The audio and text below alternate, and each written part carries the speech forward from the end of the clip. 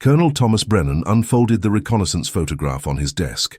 Blood smeared across the coordinates. Fresh blood. His wife's wedding ring sat beside the map. The same ring he had buried with her body 3 months ago in Massachusetts. Radio static crackled from the operations tent behind him. Footsteps approached through the darkness. German boots on Italian gravel. The spring of 1943 brought more than Allied victories to the Italian theatre of operations, where the 82nd Bombardment Squadron had been conducting strategic air operations against Axis infrastructure for 7 months, under the command of a man whose tactical brilliance masked a consuming need for precision that extended far beyond military objectives. Thomas Brennan had risen through the ranks of the Army Air Forces with a reputation for mathematical accuracy, in bombing runs that destroyed bridges within meters of calculated impact points and collapsed communication towers with surgical efficiency that minimized collateral damage while maximizing strategic disruption. His squadron operated from a forward airbase 30 kilometers south of Naples, where mechanics worked around the clock to maintain 24 B-17 flying fortresses that carried out missions against railway junctions, fuel depots, and supply routes that sustained German defensive positions across the mountainous terrain of southern Italy. The men under his command knew him as a calculating officer who studied meteorological patterns, air current variations, and structural engineering reports with an intensity that transformed bombing raids from acts of destruction into exercises in applied physics where every variable mattered and every outcome could be predicted. That reputation for precision had been forged through personal tragedy that military records would never fully document, beginning on a January morning in 1943, when Brennan received notification that his wife Catherine and their 2 children, Michael aged 9 and Sarah aged 6, had been killed when Allied bombers struck a civilian area outside Boston that intelligence officers had mistakenly identified as a German saboteur training facility based on coordinates sold to them by sources whose reliability was never questioned despite the absence of any corroborating evidence. The official investigation concluded within 48 hours that the incident resulted from human error in coordinate transcription, and the bombing crew received reprimands while the intelligence officers who provided the faulty information faced no disciplinary action, because their sources remained classified under protocols that protected operational security, even when that security had been compromised by individuals who valued profit over the lives of the soldiers and civilians they had sworn to protect. Brennan attended the funeral with his service medals pinned to his dress uniform, shook hands with officers who offered condolences they would forget within days, and returned to Italy with a briefcase containing copies of intelligence reports, coordinate transmissions, and financial records that he had obtained through channels that would have resulted in court-martial if discovered, documents that revealed a pattern of coordinate sales to Axis intelligence services by 9 Allied officers who had been operating a black market information network for 11 months. The 82nd Squadron's legitimate mission parameters provided perfect cover for a parallel operation that Brennan designed with the same methodical attention to structural vulnerabilities and timing calculations that made his official bombing run so devastatingly effective against enemy infrastructure. His squadron received orders to target bridges, railway stations, communication towers, and supply depots throughout the Italian campaign, missions that required detailed reconnaissance of structural integrity, architectural weak points, and the precise payload configurations needed to ensure complete destruction of military objectives while adhering to rules of engagement that prohibited unnecessary civilian casualties. Brennan studied each target with obsessive thoroughness, analyzing building materials, support column placement, blast radius calculations, and the daily movement patterns of military personnel who worked in or near the structures designated for destruction, and within that legitimate tactical framework, he identified opportunities to engineer secondary casualties among specific individuals whose presence at particular locations could be predicted with reasonable accuracy if the bombing schedule aligned with intelligence reports about officer movements and command briefings. The first target appeared 6 weeks after the funeral, when reconnaissance photographs showed that Major Edmund Frost, one of the 9 intelligence officers whose financial records revealed payments from Axis sources, had been reassigned to coordinate communications from a relay station housed in a reinforced concrete building adjacent to a railway bridge outside Salerno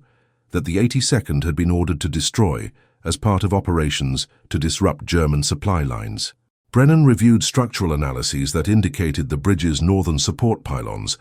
if struck with sufficient force at the correct angle, would collapse in a predictable pattern that would send debris cascading into the communications building's eastern wall where the relay equipment had been installed,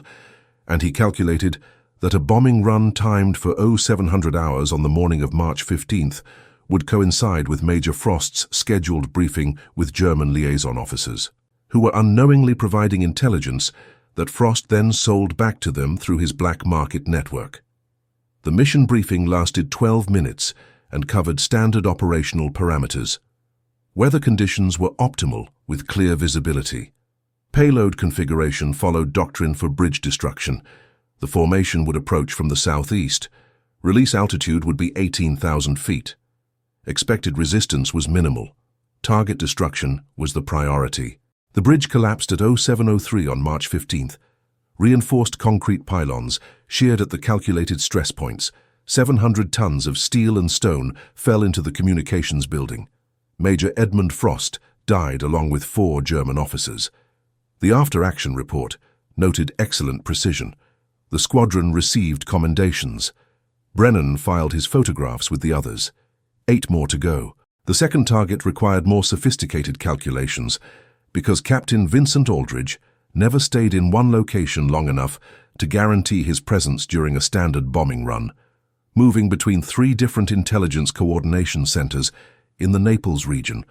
according to a schedule that appeared random until Brennan spent 4 weeks tracking movement patterns and discovered that Aldridge always attended morning briefings at the Harbor District Communications Facility on days when convoy shipments arrived from North Africa. The harbor facility occupied a reinforced warehouse structure 200 meters from a fuel depot that the 82nd had been authorized to target as part of operations to degrade German logistics capabilities,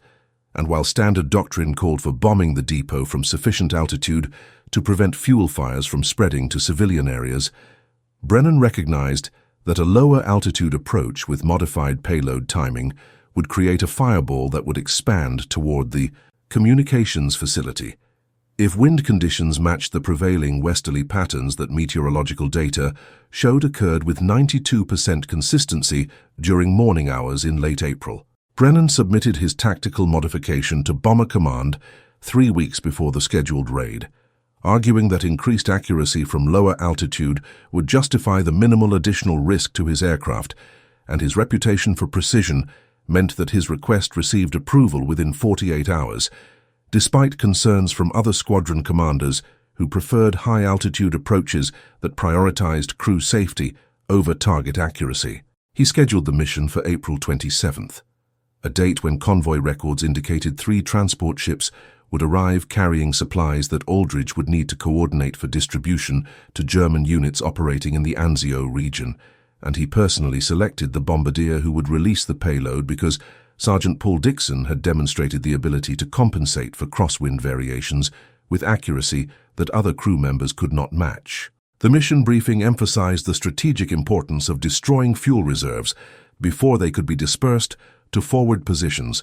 and Brennan provided Dixon with calculations showing the exact release point that would maximize depot destruction while maintaining acceptable safety margins for the bombing formation. The fuel depot erupted at 08:15 on April 27th, when 6,000 gallons of aviation fuel ignited in a fireball that expanded westward across the harbor district with a heat signature that radar operators tracked for 7 minutes before atmospheric conditions dispersed the thermal column into the Mediterranean wind patterns that carried smoke across the coastal region for the remainder of the morning. Captain Vincent Aldridge died along with 16 intelligence personnel when the communications facility's western wall collapsed under thermal stress that exceeded the structure's design specifications, and the after-action report attributed the facility's destruction to secondary fire spread that resulted from optimal bombing accuracy rather than any tactical miscalculation that might have violated engagement protocols. Brennan received his second commendation, while privately noting that Aldridge's death had eliminated the officer responsible for coordinating the intelligence network's financial transactions with Axis contacts, disrupting the black market operations cash flow in ways that would force the remaining conspirators to expose themselves through increasingly desperate attempts to maintain their revenue stream. The investigation into Allied intelligence irregularities began 60 hours after Aldridge's death, when a military police captain named Robert Sheffield noticed discrepancies in coordinate transmission logs that showed unusual patterns in the timing of intelligence reports that had preceded several friendly fire incidents across the Italian theater, including the Boston bombing that had killed Brennan's family and 3 other incidents that had resulted in Allied casualties in locations where German forces had been suspiciously absent or had withdrawn minutes before bombing runs destroyed what intelligence had identified as high-value targets. Sheffield had been conducting a routine audit of communication protocols when he discovered that 5 intelligence officers, including both Frost and Aldridge, had submitted coordinate data that originated from sources whose verification procedures deviated from standard protocols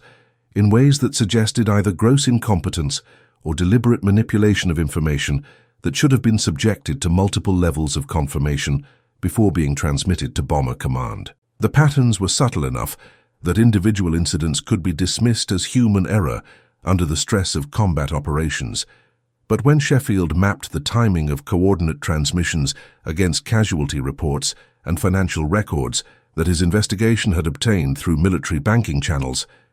the data revealed a network of transactions that correlated with intelligence failures in ways that exceeded statistical probability for random occurrence. Sheffield requested authorization to expand his investigation to include 7 additional intelligence officers whose coordinate submissions showed similar irregularities, but his request required approval from Colonel Harrison Vance, the theater intelligence coordinator whose own financial records showed deposits that Sheffield had not yet connected to the conspiracy because Vance had been more careful about concealing his transactions through civilian banking networks that military audits could not access without court orders that required evidence of criminal activity beyond mere suspicious patterns. Vance reviewed Sheffield's preliminary findings and recognized that continued investigation would eventually expose the entire network, so he authorized Sheffield to proceed while simultaneously alerting the 5 remaining conspirators that they needed to eliminate any documentation that could connect them to coordinate sales, and he sent encrypted messages to Axis contacts warning them that their intelligence source might be compromised and urging them to destroy any records of their transactions with Allied officers who could no longer be considered reliable assets. The third target presented complications because Lieutenant Colonel Richard Drummond maintained operational security that kept him away from any infrastructure that Brennan could legitimately target without arousing suspicion from officers who might notice that the 82nd Squadron seemed to be conducting an unusual number of missions in locations where intelligence personnel happened to be working. Drummond coordinated reconnaissance operations from a mobile command post that moved every 72 hours, never establishing patterns that could be predicted or targeted through conventional bombing doctrine, and Brennan spent 3 weeks analyzing movement data before identifying a vulnerability in Drummond's security protocols. Every 6th day, Drummond traveled to a forward observation post in the mountains east of Cassino to review aerial reconnaissance photographs with fighter pilots who provided tactical assessments of German defensive positions, and the observation post was located in a monastery that sat atop a ridge overlooking the Liri Valley, a structure that Allied command had avoided targeting because of concerns about destroying cultural heritage sites, even though intelligence reports confirmed that German forces were using the monastery for military purposes. Brennan argued to Bomber Command that the monastery's tactical value justified its destruction, despite cultural considerations, presenting reconnaissance data that showed German artillery spotters using the building's bell tower to direct fire against Allied positions in the valley below, and he supported his argument with casualty reports documenting that Allied units had suffered significant losses from artillery strikes that demonstrated accuracy consistent with observation from elevated positions that only the monastery could provide. His recommendation coincided with broader Allied discussions about whether military necessity should override preservation concerns, and when Bomber Command authorized the monastery's destruction as part of a larger offensive to break through German defensive lines in the casino sector, Brennan scheduled the mission for May 19th, the day when Drummond's travel patterns indicated he would be conducting his bi-weekly reconnaissance review at the forward observation post. The monastery was destroyed at 1420 on May 19th. 400 tons of high explosive reduced the structure to rubble. Lieutenant Colonel Richard Drummond died along with 73 German soldiers. Allied ground forces advanced through the Leary Valley. The cultural controversy lasted for months. Brennan documented his third success. 5 more remained. Sheffield continued his investigation. Vance accelerated his countermeasures. The precision bombing continued. Captain Sheffield arrived at the 82nd Squadron's airbase on June 3rd, carrying documentation that Brennan had spent 6 weeks preparing for, knowing that any competent investigator would eventually notice the statistical improbability of intelligence officers dying during legitimate bombing raids that targeted infrastructure in locations where those officers happened to be conducting operations that had no obvious connection to the structures being destroyed. Sheffield requested access to mission planning records, bombing coordinates and after-action reports for 17 raids that the 82nd had conducted since March, and Brennan provided every document without hesitation because he had ensured that each mission's tactical justification could withstand scrutiny from investigators who understood bomber doctrine and strategic targeting priorities. The mission files showed textbook applications of established procedures, with target selections that aligned with theater-wide operations against Axis supply lines, and the casualties among intelligence personnel appeared in after-action reports as unfortunate coincidences that occurred when secondary explosions or structural collapses affected buildings adjacent to legitimate military objectives. Sheffield spent 4 days reviewing the documentation, while Brennan continued planning missions that served dual purposes, and the investigators' presence forced modifications to operational security that made the fourth target significantly more challenging because Major Theodore Banks had become suspicious after Drummond's death and had requested transfer to a signals intelligence unit operating from a bunker complex 30 meters underground near Foggia,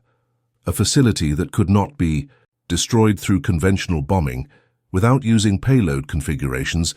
that would raise questions about why the 82nd was attempting to penetrate hardened underground structures when the squadron's primary mission focused on above-ground infrastructure targets. Banks had been the conspiracy's primary contact with German intelligence services,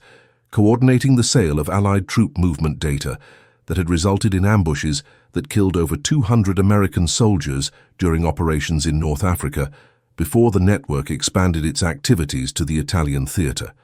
And Brennan recognized that allowing Banks to survive while Sheffield's investigation continued would eventually provide the evidence needed to expose the entire conspiracy in ways that would also reveal Brennan's parallel operation against the conspirators. The challenge required abandoning direct targeting in favor of a more subtle approach that exploited vulnerabilities in the bunker's life support systems, which depended on ventilation shafts that drew air from surface structures located 150 meters from the bunker's main entrance,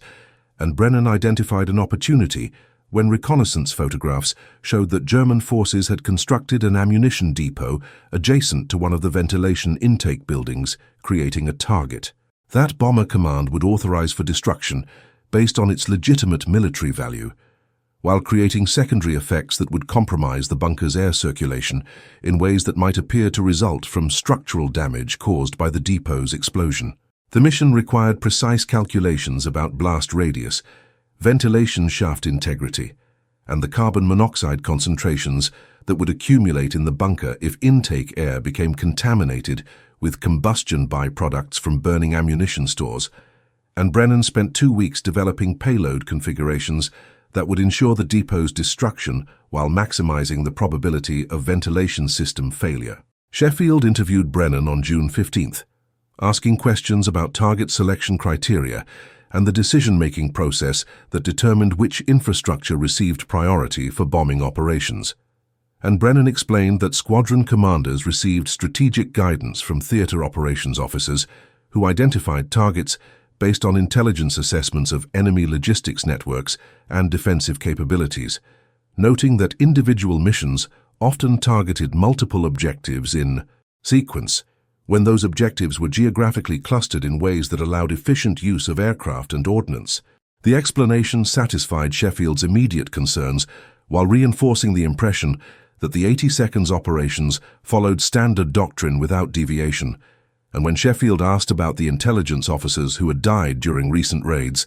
Brennan expressed appropriate regret about the tragic coincidences while observing that combat operations in proximity to enemy positions always carried risks for personnel whose duties required them to work near legitimate military targets that Bomber Command had designated for destruction. The ammunition depot near Foggia was destroyed on June 22nd, when 1,200 pounds of high-explosive, ignited stored artillery shells that created a secondary explosion powerful enough to collapse the ventilation intake building and fracture underground pipes that supplied fresh air to the bunker complex, where Major Theodore Banks was coordinating signals intelligence operations with 16 other officers and technicians who depended on life support systems that had been designed to sustain personnel for up to 72 hours in the event of surface contamination from chemical weapons. The ventilation failure occurred gradually over 6 hours, as carbon monoxide from smoldering ammunition stores infiltrated the air supply, and rescue teams did not recognize the danger until maintenance crews investigating reports of unusual odors discovered that 17 personnel in the signals intelligence section had died from asphyxiation, while their colleagues in other sections of the bunker remained unaffected because their air circulation operated independently from the compromised intake system. The after-action report classified the deaths as a tragic consequence of inadequate safety protocols in bunker design rather than any failure in bombing accuracy, and Theatre Command ordered immediate inspections of all underground facilities to prevent similar accidents. Sheffield's investigation shifted focus after Banks's death, because the pattern of intelligence officer casualties now included 4 officers from the same network dying within 3 months under circumstances that individually appeared accidental, but collectively suggested either extraordinary bad luck or deliberate targeting that someone had disguised within legitimate military operations. He expanded his inquiry to include bombing missions conducted by 5 other squadrons operating in the Italian theatre, looking for similar patterns that might indicate whether the 80 seconds casualty rate among intelligence personnel represented a statistical anomaly or part of a broader trend. And his expanded analysis revealed that intelligence officers assigned to other squadrons' operational areas experienced casualty rates consistent with expected probabilities for personnel working in combat zones, making the 80-second statistics stand out as unusual in ways that warranted closer examination. The 5th target emerged when Colonel Vance made a critical mistake by attempting to consolidate the conspiracy's remaining operations under his direct control, relocating the 3 surviving conspirators to intelligence coordination roles that required frequent meetings at Vance's headquarters facility in Rome, where the colonel believed he could maintain operational security by keeping the network's activities confined to a single location that military police investigators would be reluctant to scrutinize because of Vance's senior rank and his authority over intelligence operations throughout the theater. Brennan learned about the consolidation through sources he had cultivated within theater communications staff, and he recognized that Vance's decision created an opportunity to eliminate multiple targets simultaneously if he could identify a legitimate military objective near the headquarters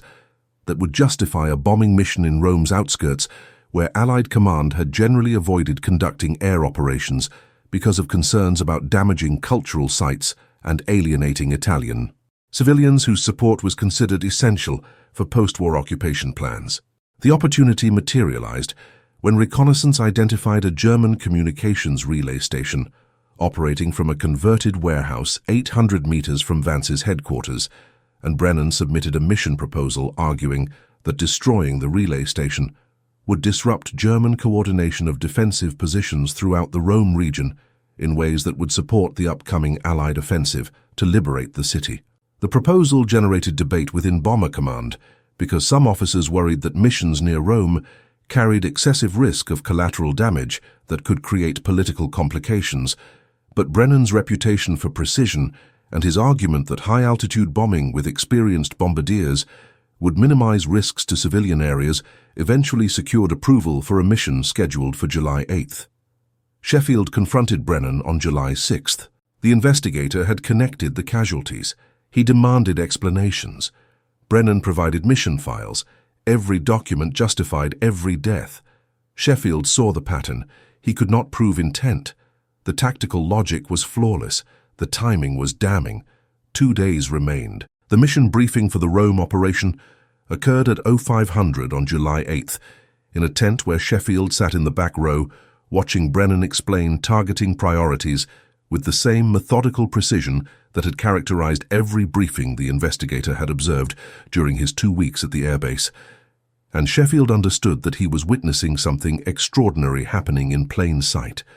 A perfectly executed operation hidden within legitimate military doctrine in ways that made intervention impossible,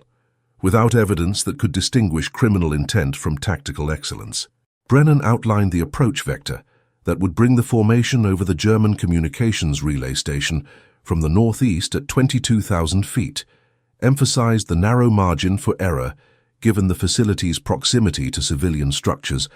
and assigned bombardier responsibilities to crew members whose accuracy records justified their selection for a mission where precision would determine whether the squadron destroyed a military target or created a political catastrophe that could undermine Allied credibility throughout Italy. The German relay station occupied a converted warehouse in Rome's industrial district, 800 meters southeast of the headquarters building, where Colonel Vance was scheduled to conduct a morning coordination meeting with the 4 remaining conspirators whose roles in the intelligence network had become increasingly critical after Banks's death,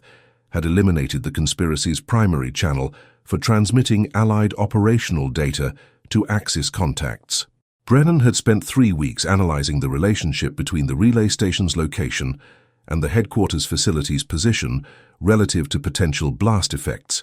calculating that a bombing run aimed at the warehouse would create debris patterns and concussive forces that would affect structures within a 500-meter radius if payload timing and release altitude matched specifications that Brennan had refined through analysis of 17 previous missions where secondary structural damage had occurred in ways that appeared consistent with expected consequences of high explosive detonations near reinforced buildings. The calculations accounted for wind speed, building materials, support column placement, and the propagation characteristics of shock waves through urban environments where structures stood in close proximity to each other. And Brennan had determined that the headquarters building's eastern wall would experience stress forces sufficient to cause partial collapse if the relay station was struck with payloads that created ground vibrations matching the resonant frequency of the headquarters structure's foundation. Sheffield attempted to delay the mission by requesting an emergency review of targeting protocols, arguing to Theater Operations Command that insufficient intelligence existed to confirm that destroying the relay station would provide strategic value proportional to the risks of conducting bombing operations near Rome's city center. But his objections were overruled by officers who trusted Brennan's tactical assessments and who saw Sheffield's concerns as excessive caution from an investigator, whose limited combat experience made him unable to appreciate the difficult calculations that bomber commanders faced when balancing military necessity against potential collateral consequences. The approval to proceed came at 06:15, leaving Sheffield with no options except to document what he believed would be the 5th deliberately orchestrated casualty in a series of murders that someone had disguised as combat operations with such sophistication that proving criminal intent would require evidence that could only be obtained if Brennan chose to provide it, and Sheffield recognized that such cooperation would never occur unless circumstances changed in ways that gave Brennan incentive to reveal what his tactical genius had accomplished during 4 months of operations in Italy. The formation reached the target at 0742 on July 8th, when visibility conditions were optimal and German anti-aircraft defenses were focused on Allied ground forces advancing through the countryside south of Rome, rather than on bomber formations approaching from directions that had not previously been used for air operations near the city. The lead bombardier released his payload at the calculated coordinates, and 11 other aircraft followed within 18 seconds, creating a concentrated strike pattern that destroyed the relay station and generated shock waves that propagated through the surrounding district, with forces that structural engineers would later determine had exceeded design specifications for buildings constructed during the 1920s, when Italian building codes had prioritized aesthetic considerations over earthquake resistance or blast protection. The headquarters building's eastern wall collapsed at 0743, killing Colonel Harrison Vance and 4 intelligence officers who were reviewing coordinate data for transmission to German contacts who had been promised information about Allied offensive plans in exchange for payments that the conspiracy had been collecting for 14 months. The after-action report documented successful destruction of the communications relay station and noted with regret that Allied personnel had died when a nearby building experienced structural failure that investigators attributed to ground vibrations from the bombing raid, and Theatre Command ordered immediate assessment of all facilities where Allied officers worked in proximity to legitimate German military targets that might require future air operations. Sheffield submitted a formal complaint alleging that Brennan had deliberately targeted Allied officers through systematic manipulation of bombing missions, but his complaint was dismissed by Theatre Command officers who reviewed the mission files and concluded that every raid had been justified by military necessity, and that casualty patterns among intelligence personnel represented statistical clustering that occasionally occurred during combat operations, where multiple variables created coincidental outcomes that appeared suspicious only to investigators predisposed to see conspiracy in events that had rational explanations. Brennan conducted 4 more missions during July and August as Allied forces advanced through Italy, and each mission targeted legitimate German infrastructure without any Allied casualties, creating an operational record that reinforced the impression that earlier intelligence officer deaths had been tragic coincidences rather than deliberately engineered outcomes. Sheffield continued his investigation, but found no evidence that could support criminal charges against a squadron commander whose tactical decisions had consistently produced results that Bomber Command considered exemplary, and when Sheffield was reassigned to administrative duties in September, his investigation was closed, without any disciplinary action being taken against personnel in the 82nd Squadron or any other unit that Sheffield had examined during his 4 months of inquiry. Into intelligence irregularities. The war in Italy continued through 1944 and into 1945, with Brennan's squadron participating in operations that destroyed bridges, railway junctions, and supply depots as Allied forces fought their way north through defensive lines that German commanders had constructed across mountainous terrain that favored defenders over attackers. Brennan received promotion to Brigadier General in 1945 and commanded bomber operations in the Pacific Theater during the final months of the war, and he retired from military service in 1948 with commendations that praised his tactical innovations and his contributions to strategic bombing doctrine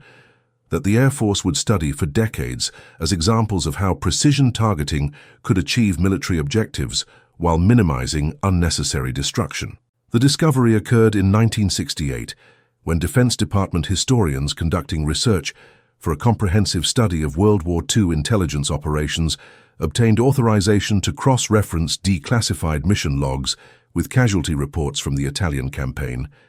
and a research analyst named Patricia Morrison noticed that 9 intelligence officers who had died during bombing raids between March and July of 1943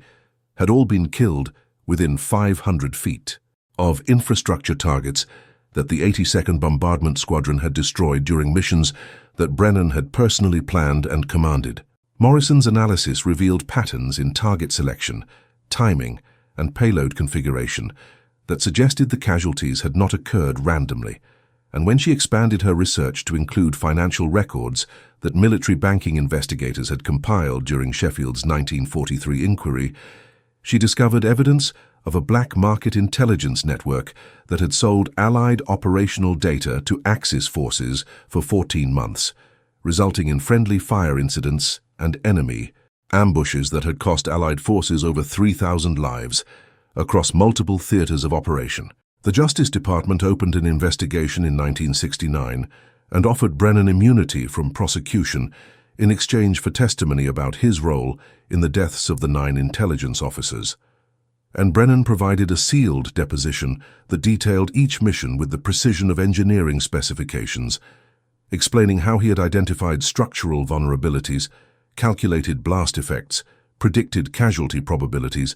and engineered outcomes that appeared to result from legitimate combat operations, while actually representing executions that he had carried out through systematic exploitation of bomber doctrine and strategic targeting protocols. His testimony described the mathematical calculations that had determined payload configurations, the meteorological analyses that had predicted blast propagation patterns, and the timing considerations that had ensured each targeted officer would be present at locations where infrastructure destruction